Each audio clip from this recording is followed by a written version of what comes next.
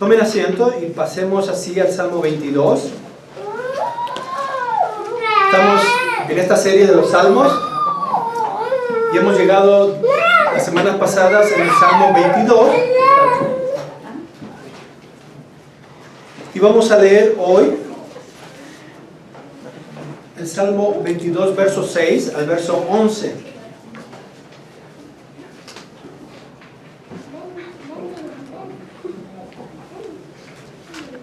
Salmo 22, versos 6 al 11, y la palabra del Señor nos dice: Mas yo soy gusano, y no hombre, oprobio de los hombres, despreciado del pueblo. Todos los que me ven me escarnecen, estiran la boca, menean la cabeza diciendo: se encomendó a Jehová. Líbrele él, sálvele, puesto que en él se complacía. Pero tú eres el que me sacó del vientre, el que me hizo estar confiado desde que estaba a los pechos de mi madre. Sobre ti fui echado desde antes de nacer, desde el vientre de mi madre. Tú eres mi Dios.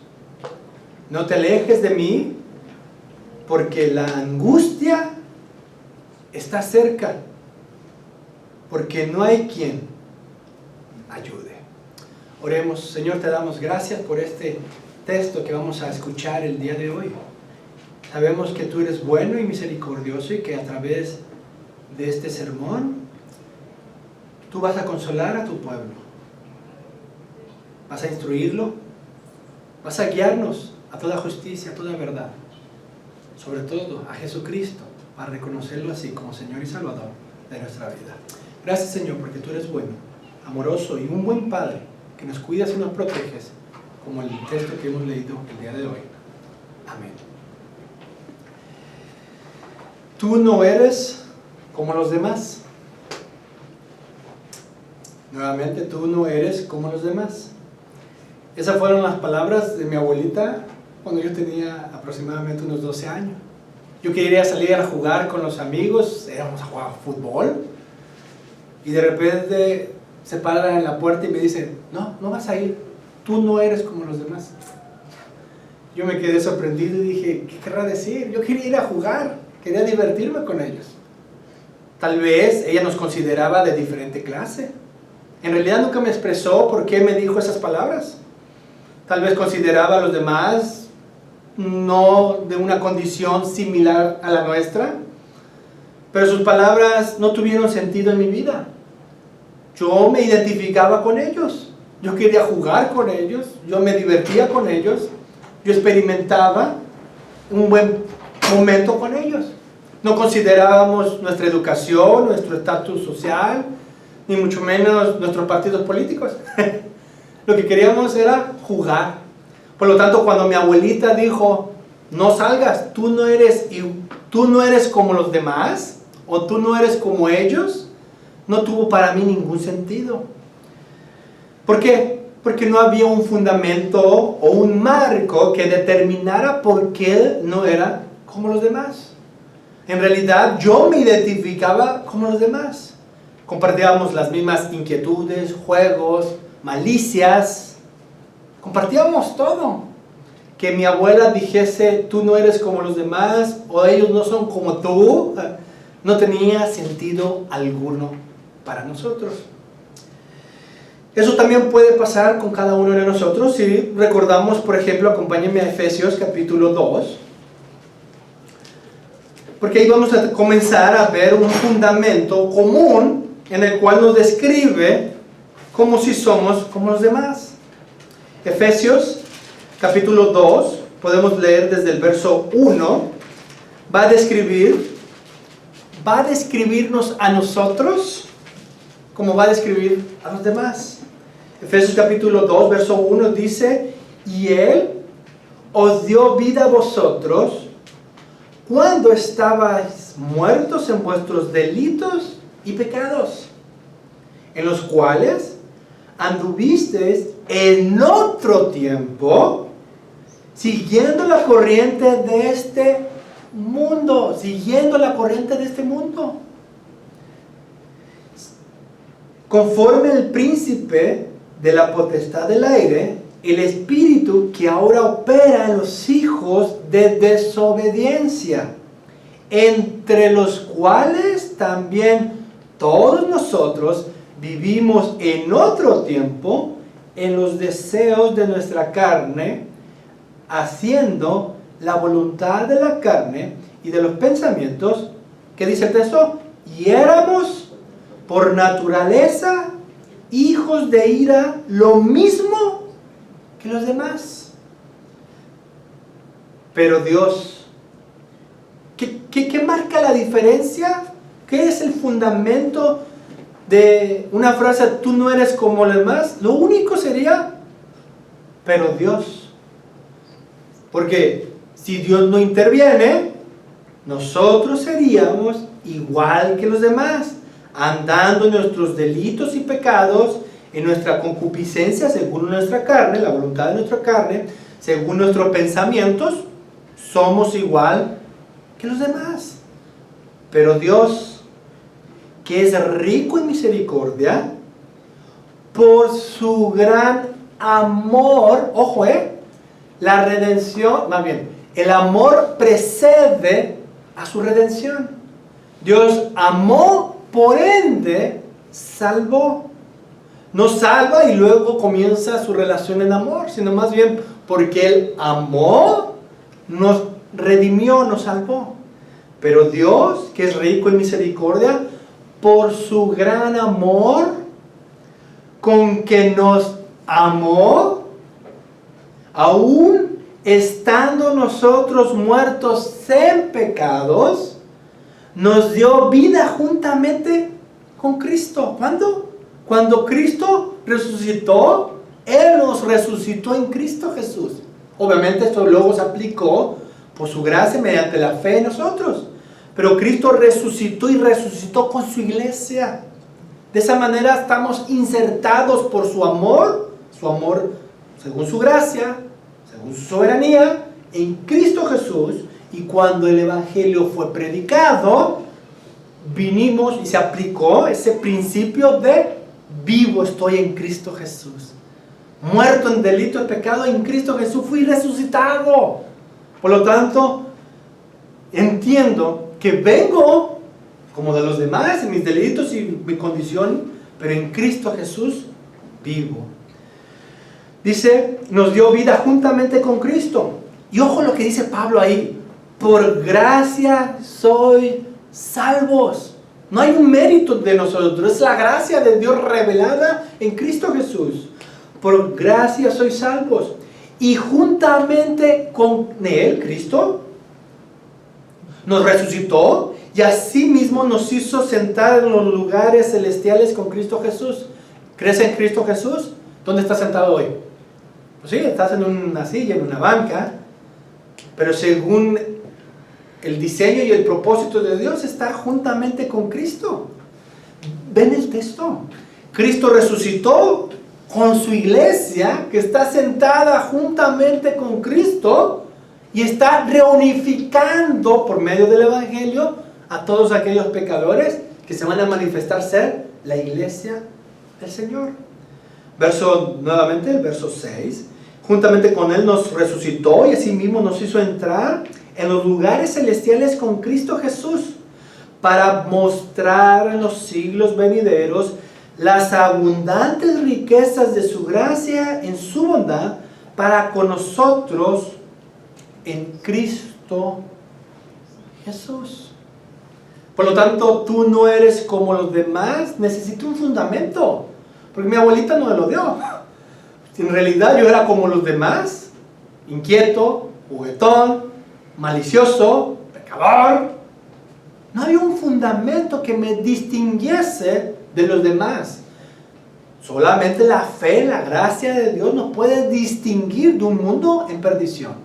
Y como vimos aquí, sin ella somos igual como hijos de desobediencia, hijos en la carne, en este caso entregados a nuestra voluntad, hijos de ira, lo mismo que los demás. En nuestra confesión de fe, la administración del bautismo, leemos obviamente en la página 252, en nuestra confesión, lo siguiente. Pongamos atención, dice que nosotros, es decir, en el bautismo, cuando nosotros bautizamos, hemos sido bautizados y bautizamos también a nuestros hijos en el pacto de la gracia de Dios, decimos lo siguiente, en la administración del bautismo. Que nosotros, como nuestros hijos, hemos nacido y sido concebidos en pecado.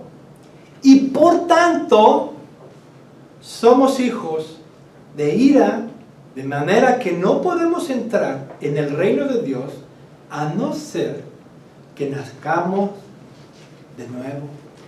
Si no es por la gracia de Dios que en Cristo Jesús nos resucitó, somos hijos de desobediencia igual que los demás. Nosotros, como nuestros hijos, nuestro enfoque debe de ser puesto solamente en la gracia de Dios revelada según Efesios capítulo 2 versos 5, 6 y 7 en Jesucristo. Que miremos al Cristo resucitados como padres y que a nuestros hijos enseñemos a mirar a Jesucristo como el Cristo resucitado para nuestra vida. Solo bajo ese fundamento y marco de gracia somos distintos que los demás. Sola gracia se ha manifestado en nosotros. No existe mayor consuelo para nuestros hijos y para nosotros que el Evangelio de la gracia de Dios revelada en Jesucristo. Y cuando este Evangelio de la gracia de Dios es enseñado correctamente desde la infancia y bajo el marco del pacto de gracia de Dios, este Evangelio glorioso y bajo este marco será el fundamento sólido e inquebrantable para el crecimiento espiritual e integral de nuestros hijos bajo la instrucción divina. Nuevamente, si nosotros entendemos verdaderamente la gracia de Dios como el fundamento, el Evangelio de la gracia de Dios como el fundamento sólido para nosotros y para nuestros hijos bajo el marco del pacto de gracia, esos infantes desde temprana edad van a tener una razón sólida, inquebrantable, de por qué somos un pueblo distinto a los demás. Solo la gracia de Dios nos ha hecho ser distinto.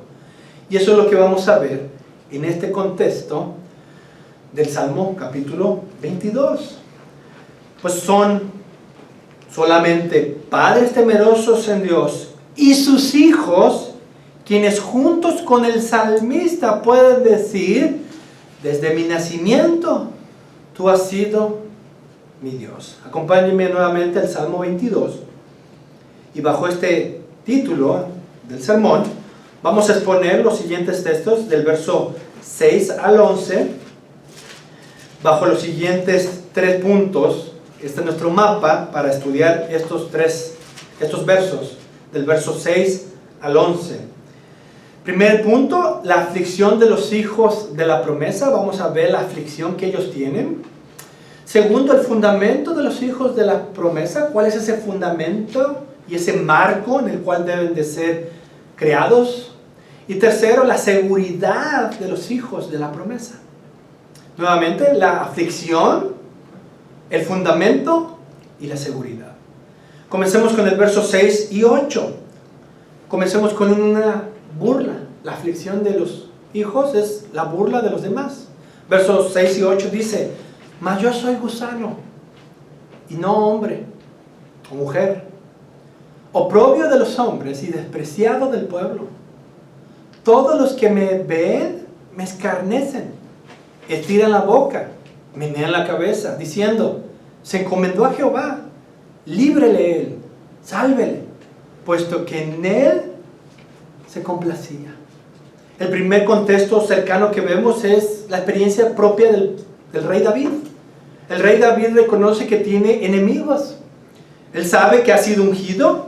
Él sabe y reconoce que es parte del pueblo de Dios, pero fíjese su angustia y su identidad perdida. Soy gusano. Tal vez nuestros jóvenes que están aquí, que crecen en un hogar cristiano, se dan cuenta que tienen conflictos internos. Por un momento, consideran querer ser parte de sus amistades, amigos, pero por otra parte, hay otro mundo, en un mundo en el cual se enseña la fe cristiana, se enseñan principios de cómo vivir y comportarnos. Saben que en la escuela tienen estas amistades y en casa tienen este código y estas bendiciones de crecer en el seno familiar. Tienen una doble lucha. Quieren simpatizar con sus amigos y tal vez honrar a sus padres en cuanto a la fe cristiana. Sin duda alguna tienen esos conflictos, y nosotros como padres, que si no crecimos en un hogar cristiano, no teníamos esos conflictos. A menos lo absurdo de mi consejo de mi abuelita: tú no eres igual que los demás. ¿En qué sentido, abuela?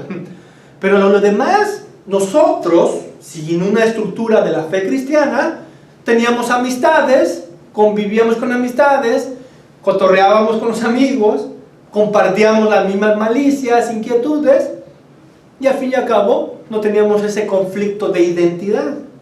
Eso es diferente a nuestros hijos, que cuando en el hogar se construye meditar la palabra de Dios, escuchar constantemente el evangelio, venir el domingo, congregarnos para exaltar a Dios, comienzan a tener ciertas dificultades, porque a diferencia de sus amigos, que no leen la palabra de Dios, no son expuestos al evangelio de la gracia de Dios, no son enseñados en cuanto a pensar rigurosamente en cuanto a la apología o defensa de la fe, no son. Entonces ellos se encuentran con esa pérdida constantemente de identidad. Y muchas veces llegan a frases a decir: soy un gusano. No, hombre, no me identifico, no me siento, como decía la India María, ni de aquí, ni de allá, ni de allá, sino me encuentro más bien perdido. O soy cristiano, o soy un mundano vil, porque me atraen estas cosas. Pero acá me enseñan y me instruyen a renunciar a esas cosas, pero por el momento me siento acá.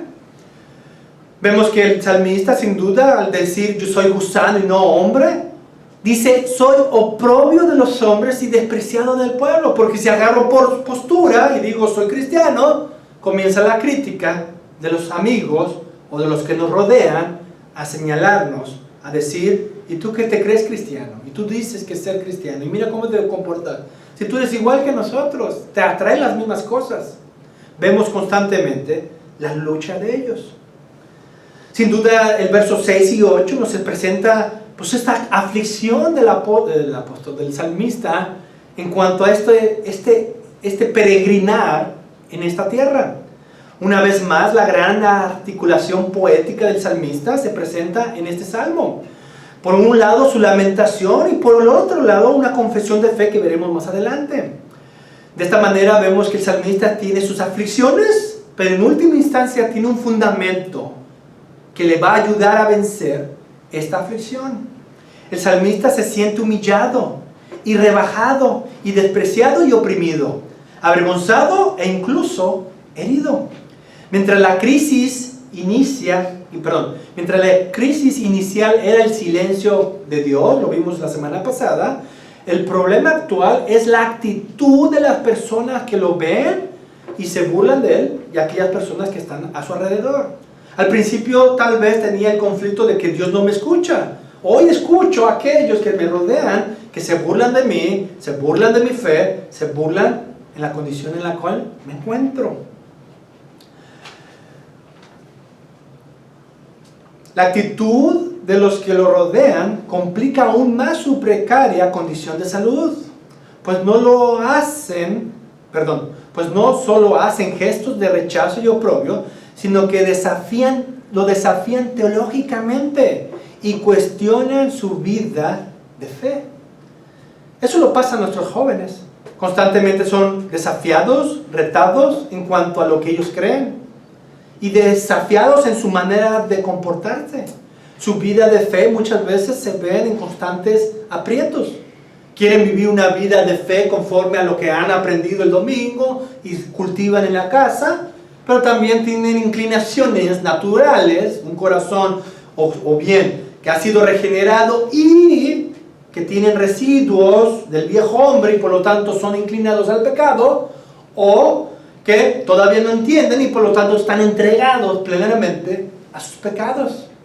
Sea uno u otro caso, viven en dos realidades: el hogar, la iglesia, cultivar el crecimiento, pero también las atracciones del mundo, la condición y la tentación del mundo, y por lo tanto su aflicción es verdadera. Escuchen, hijos, porque este sermón es para ustedes, para que escuchemos y entendamos cuál es la guía para entender nuestra identidad y esos fundamentos teológicos que son fundamentales y bajo este marco de gracia poder vencer cualquier desvío o tentación. Y el salmista nos va a presentar eso enseguida. En la relación de nuestros hijos, ellos sufren en la esfera social y cultural. Y la única solución es que tengan su identidad firme y fundamentada en Cristo. No vas a poder vencer la tentación y obviamente la corriente de este mundo a menos que encuentres tu identidad y tu fundamento en la obra de Cristo. Bajo este marco de gracia que es Jesucristo, tú vas a poder encontrar tu identidad y tu fundamento para ir contra la corriente de este mundo y saber que por la gracia de Dios no eres igual que los demás. En otro tiempo eres igual que los demás, pero por su gracia no eres igual que los demás. Pasemos al segundo punto y veamos el fundamento de los hijos de la promesa. David lo expresa en el verso 9 y 10.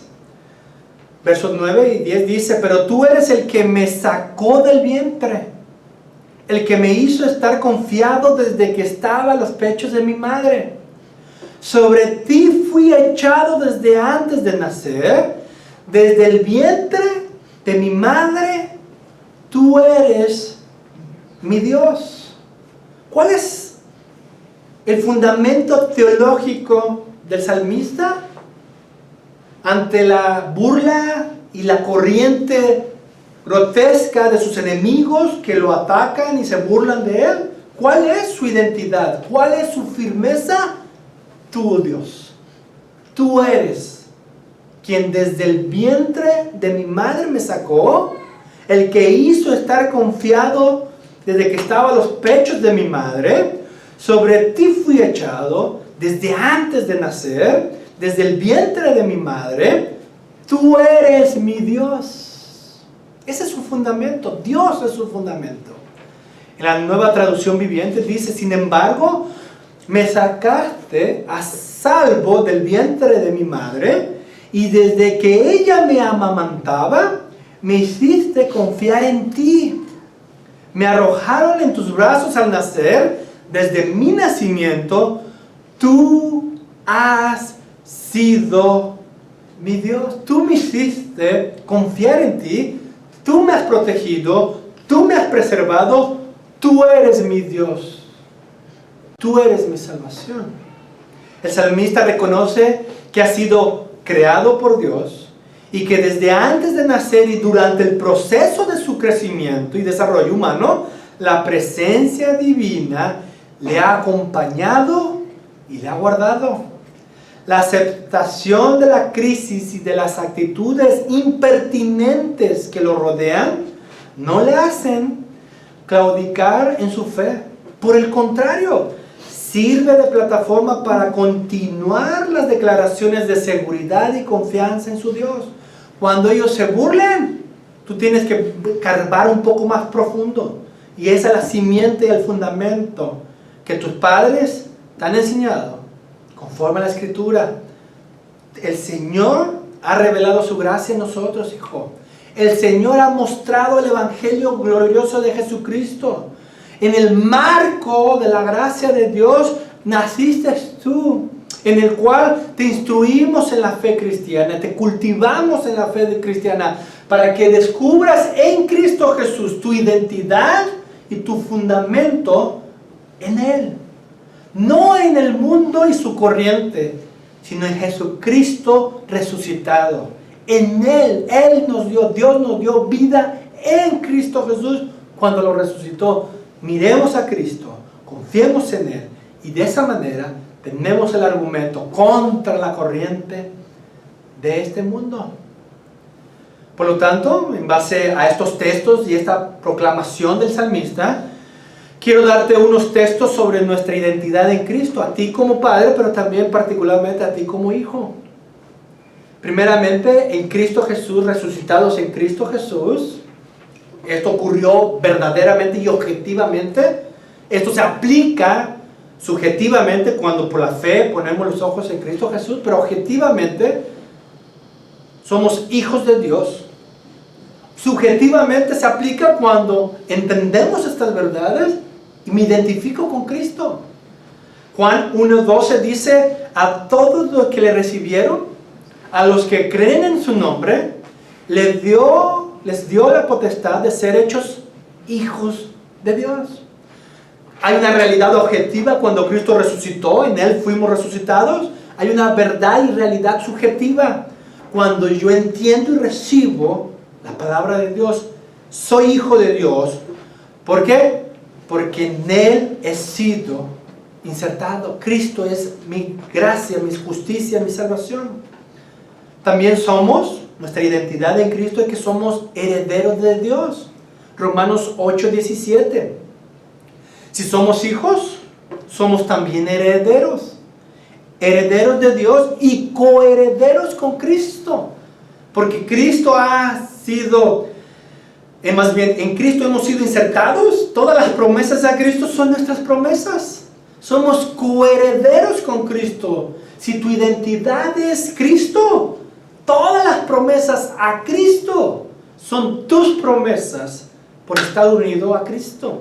Esto por la gracia de Dios, por resucitar a Cristo, es mediante la fe, cuando sabemos y recibimos las bendiciones que son en Cristo. Si somos hijos, somos también herederos, herederos de Dios y coherederos con Cristo. Si es que padecemos juntamente con Él, no solamente son las bendiciones, sino también llevar la causa de Cristo, para que juntamente con Él, Cristo, seamos glorificados, diferentes, totalmente. Estamos en el proceso de nuestra santificación, pero en el estado final tenemos cuerpo y mente y voluntad plenamente glorificadas conforme a la imagen de Cristo. Si hemos sido resucitados en Cristo y mediante la fe recibimos los beneficios de Cristo, sin duda también somos embajadores de Cristo. Segunda de Corintios capítulo 5, 20, dice: así que somos embajadores en nombre de Cristo, y como si Dios le rogara a ustedes por medio de nosotros, en nombre de Cristo le rogamos, reconcíliense con Dios. Embajadores implica mensajeros, predicamos el Evangelio de Jesucristo. Cuando la corriente del mundo, que es distinta a todo lo que tú aprendes aquí en el hogar, al final tu identidad es Cristo, eres embajador. No te estamos diciendo sal de ahí, sino ve con identidad ahí.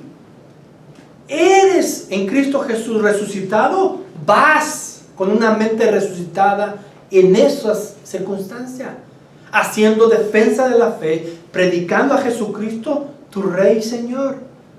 Todas las bendiciones en Cristo Jesús son amén en Él. Puedes ir firme como embajador de Cristo y por medio de ti mostrar así a Jesucristo. Si realmente estamos en Cristo, pues estamos a la imagen de Cristo, tenemos su mente. Efesios capítulo 2:10 dice: nosotros somos hechura suya, hemos sido creados en Cristo Jesús para realizar buenas obras, las cuales Dios preparó de antemano para que vivamos de acuerdo con ellas. Dios no solamente te ha, por su gracia, salvado en Cristo Jesús, pero también ha preparado tu caminar para que te ocupes en buenas obras que llevan frutos y alabanzas a nuestro Dios. Por lo tanto, estamos a la imagen de Dios porque fuimos creados a Cristo y tenemos una mente de Cristo, es decir, ocupadas en su reino. Si estás en Cristo, sin duda tienes una nueva vida. Segunda de Corintios capítulo 5, verso 17, de modo que si alguno está en Cristo, nueva criatura es. Las cosas viejas pasaron, he aquí, todas son hechas nuevas. Ahora tiene sentido lo que la abuela decía sin sentido. Tú eres distinto a los demás si en Cristo te encuentras. Tu fundamento es Jesucristo. Eres distinto. Chicos, son distintos si en Cristo proclaman así la verdad de Dios. Y por lo tanto, son nuevas criaturas. Las cosas viejas pasaron. He aquí, todas son hechas nuevas para glorificar a Dios. Si estamos en Cristo, sin duda somos ciudadanos del cielo.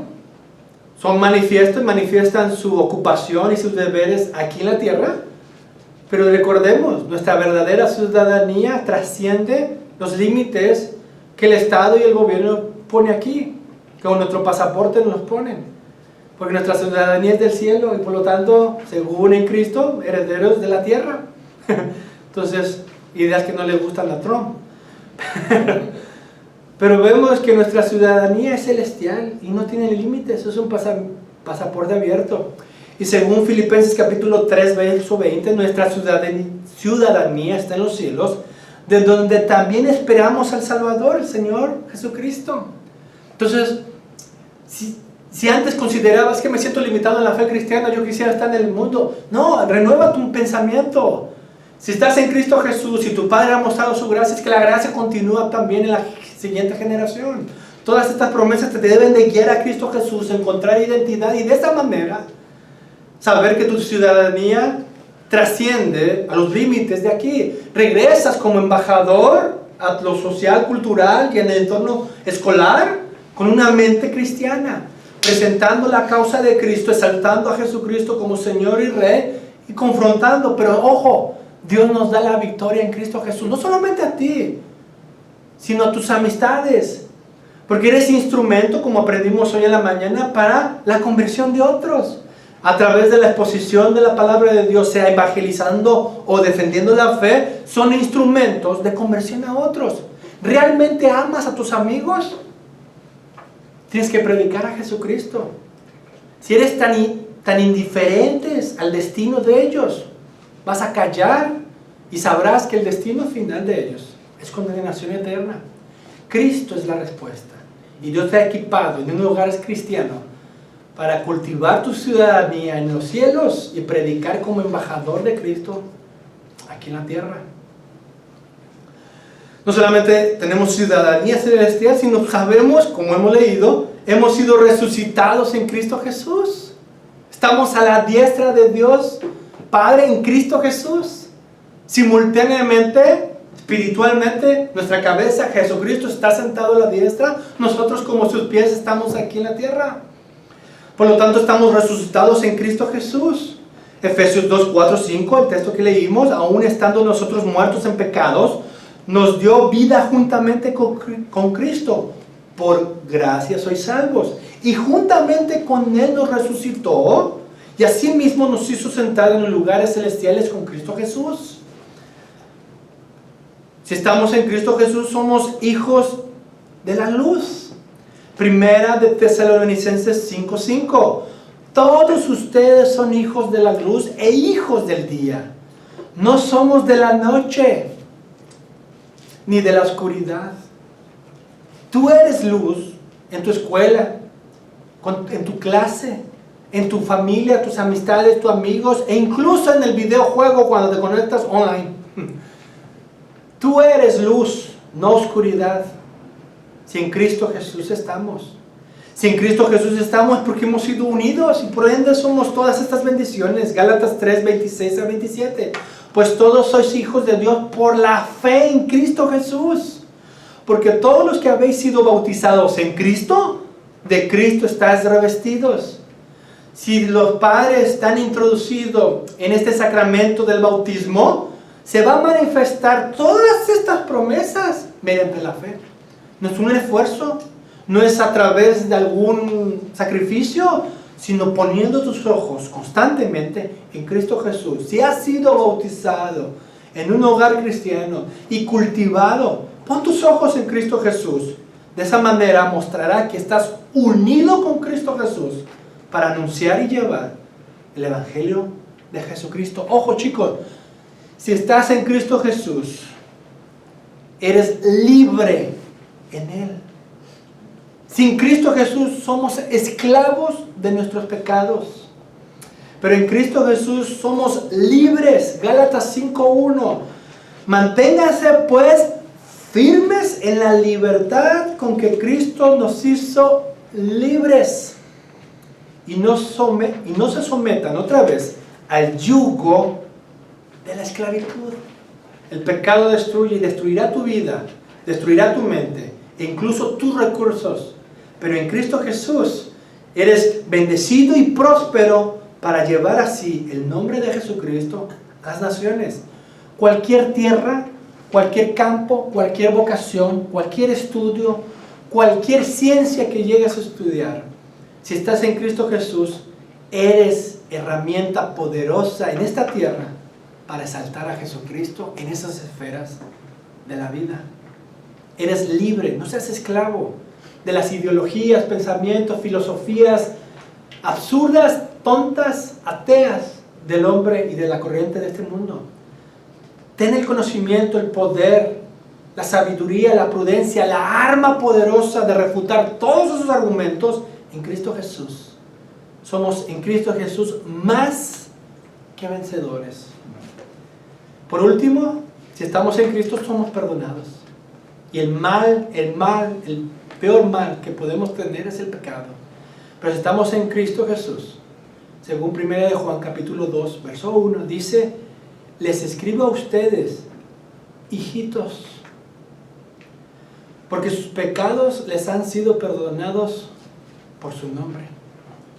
Yo como padre y como pastor les escribo a ustedes, o más bien repito las palabras de los escritos de Juan, que si estás en Cristo, sus pecados les han sido perdonados por su nombre.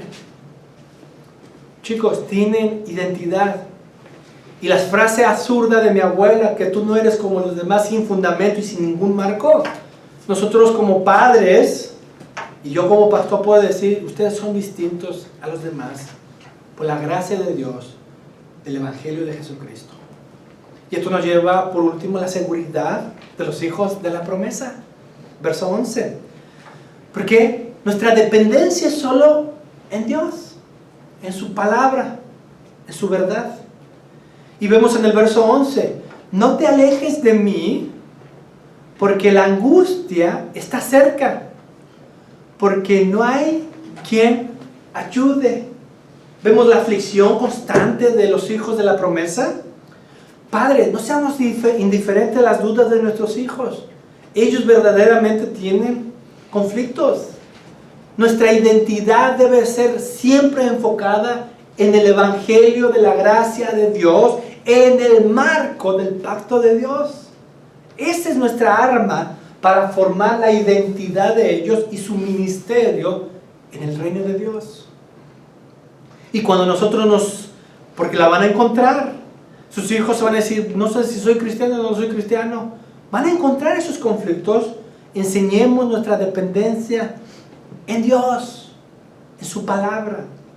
Y así como decía el salmista, no te alejes de mí, porque la angustia está cerca, la angustia está constantemente en ellos, porque no hay quien ayude. No te alejes de mí, Señor. Y como leíamos y cantábamos en el Salmo 138, en la angustia, chicos, en la angustia a mí vendrá y vivificará mi alma. Al enemigo destruirá, su ira apartará con fuerza de mí. La obra en mí empezada no dejará sin terminarla. Tu misericordia es eterna, porque por siempre he de alabarla. Por lo tanto, vemos que en el último punto es nuestra dependencia y enseñar a nuestros hijos la dependencia en Dios. En tu angustia, clama, no te alejes de mí, porque hay una garantía, según el Salmo 138, que vendrá a ti. Y la obra que Él comenzó en ti, Él la va a prosperar. Nosotros creemos en un Dios de prosperidad. Por más que prediquen allá enfrente de una mera prosperidad vana y pasajera, nuestro Dios prospera su obra que comenzó en nosotros. Y por lo tanto, cuando hablamos así a nuestros hijos desde su infancia sobre el fundamento de la gracia de Dios y el marco del pacto de gracia, estamos llenando de una identidad que es en Cristo Jesús para vencer al mundo. Nuevamente el verso 11, vemos que en el momento de la crisis el salmista se mueve de dolor a la oración, de lamento a la petición. Y según el Salmo 138, hay garantía de que Él vendrá a ti, porque Él comenzó la obra, la perfeccionará en ti. Si Él la comenzó en la cruz, Él la comenzará en tu vida y la culminará cuando Cristo regrese. Quien comenzó la buena obra, la culminará. Ante el dolor, el salmista reconoce que únicamente la presencia divina por su palabra puede ayudarle y socorrerle. Por eso predicamos su palabra.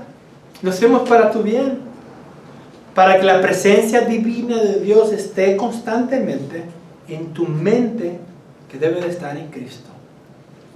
¿Cuál es el desafío que tenemos como padres? Entender la angustia de nuestros hijos, que es reconocer que son criados en un hogar cristiano, pero que también interactúan con un mundo y una corriente opositora a la fe cristiana.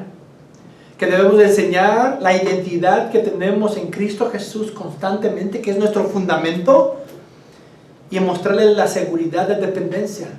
Mira a Cristo y confía en el buen Padre que Dios es en Cristo Jesús, quien comenzó la buena obra en su resurrección, según Efesios capítulo 2, verso 4 en adelante, la culminará hasta el regreso de Cristo.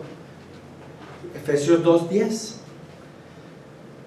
Terminamos con el Salmo 22, verso 8. Se encomendó a Jehová, líbrele Él, sálvele, puesto que en Él se complacía. Acompáñenme así a Mateo capítulo 27. Porque si nuestra identidad es solo en Cristo Jesús, debemos de ver y escuchar la angustia que Cristo mismo padeció y sufrió en la cruz del Calvario para salvarnos. Y en Mateo capítulo 27, verso 43, leemos lo siguiente.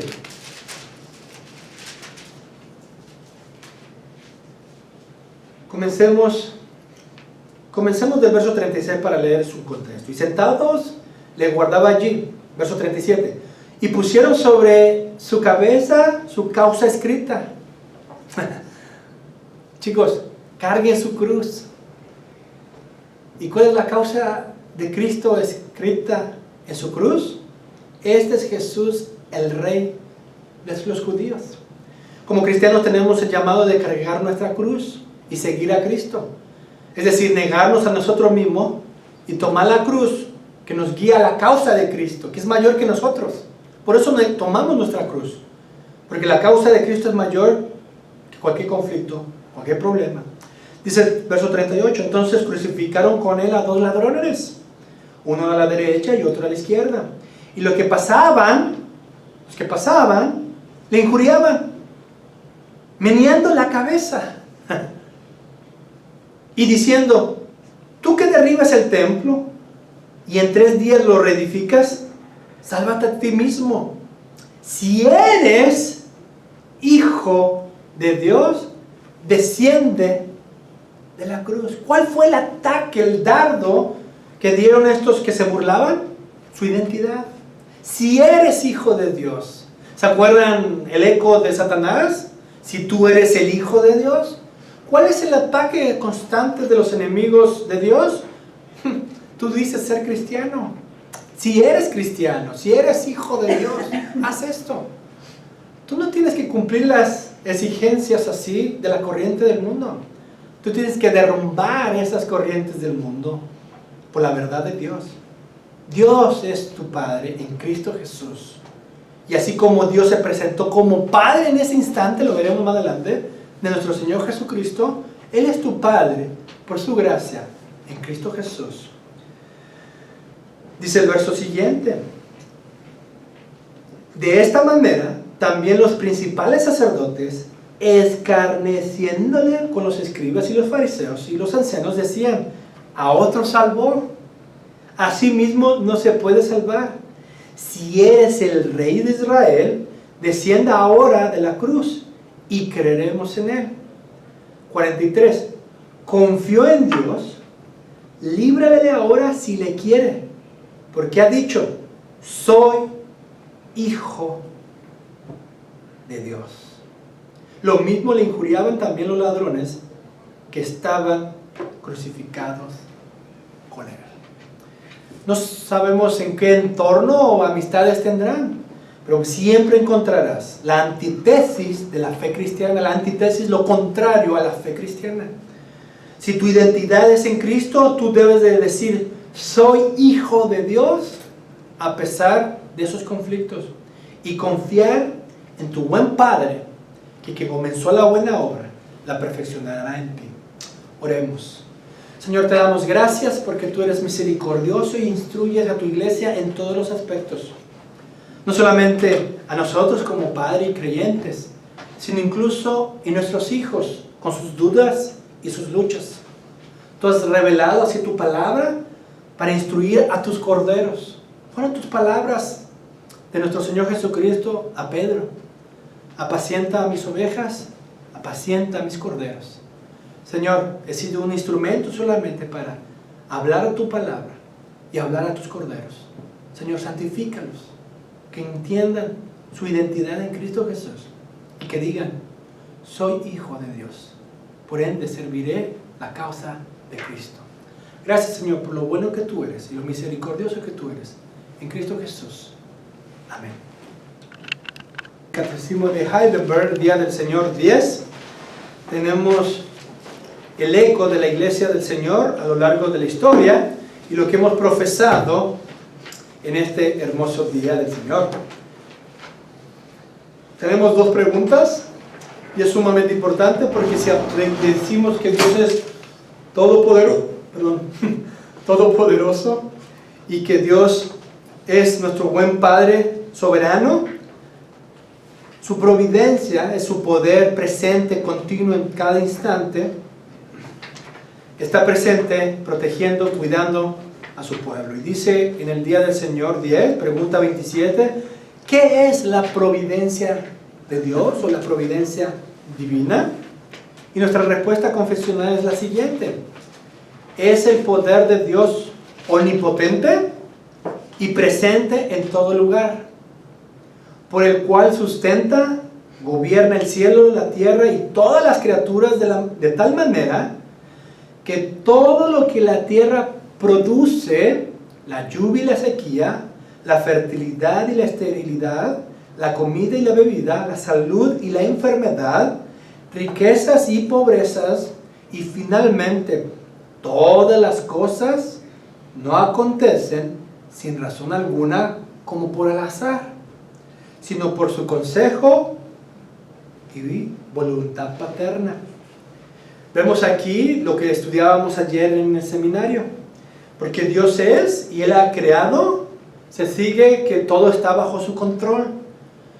Si nosotros negamos a Dios, la razón y el sentido de la creación, al final tendremos solamente una evolución al azar, una explosión que constantemente se mueve, y al final no tendremos ninguna razón o modo de justificar las cosas que ocurren. Sencillamente ocurren por el azar. Sin embargo, sabemos que cualquier cosa que ocurre es conforme a la providencia de Dios, es para revelar así la maldad del hombre, los juicios de Dios, pero ojo, también la misericordia verdad de Dios en Cristo Jesús y su poder restaurador de todas las cosas. Ayer estudiábamos el tiempo de Noé y cómo Dios trajo en un periodo breve de tiempo. El pecado había destruido completamente toda esfera de vida en aquel entonces. El pensamiento del hombre era continuo mal. Ese mundo antiguo antes del diluvio era de perdición en su plenitud. No había justicia alguna, no había verdad alguna, no había principios morales algunos en ese mundo antiguo. Pero Dios, en este caso Noé, halló gracia delante de los ojos de Dios. Dios concedió la gracia a Noé y su familia para preservar así su promesa de traer el Mesías, en el cual restauraría todas las cosas. ¿Podemos ver estos dos mundos? El mundo antiguo y el mundo presente. Si en el mundo antiguo estaba en perdición por la causa de la caída y su fin era plena destrucción, Dios salvó a 8 personas para cumplir su promesa de restauración del futuro venidero. Nosotros somos parte de este mundo que se ha manifestado no solamente su promesa realizada, sino el Rey soberano por el cual restaurará todas las cosas. ¿Qué esperamos? Que la providencia de Dios restaure todas las cosas por medio de la predicación y la exposición de la verdad de Dios. De esa manera, no solamente el Evangelio ha llegado a nosotros, sino también nuevamente vemos que en los tiempos modernos el paganismo con nuevas caras se está levantando y están yendo en contra del Evangelio de Jesucristo. ¿Cuál es nuestro llamado? Reconocer que todas las cosas sirven para bien, incluso estos momentos difíciles, para santificar a su iglesia, para regresar a la Escritura, reformar su iglesia y predicar el Evangelio nuevamente y exaltar a Jesucristo sobre todo en nuestras vidas. Porque Dios es el buen Padre que a través de su providencia restaura todas las cosas y la prosperidad o la escasez, la salud o la enfermedad, y finalmente todas las cosas no ocurren sin razón alguna como por azar, sino por su consejo, su propósito, su designio y voluntad paternal. Pregunta 28. Tengo agua, gracias. Muchas gracias. Pregunta 28. ¿Qué utilidad tiene para nosotros este conocimiento de la creación y la providencia divina? Respuesta: que en toda adversidad tengamos paciencia y en la prosperidad seamos agradecidos y tengamos puesta en el futuro toda nuestra esperanza en Dios, nuestro Padre fidelísimo, sabiendo con certeza que no hay cosa que nos pueda apartar de su amor, pues todas las criaturas están sujetas a su poder de tal manera que no pueden hacer nada sin su voluntad. Vemos confesionalmente que también tenemos una perspectiva en el futuro. Dios es nuestro buen Padre. Nada acontece sin su voluntad, es decir, todo lo ordena, lo gobierna, lo sustenta y lo dirige de tal manera que se manifiestan no solamente sus juicios, su misericordia, pero también sus propósitos de restaurar todas las cosas en Cristo Jesús para su gloria. Por lo tanto, tenemos una visión no solamente limitada en nuestras circunstancias, sino en el plano abierto de control que Dios tiene sobre todas las cosas. Así pasamos, por último, a nuestra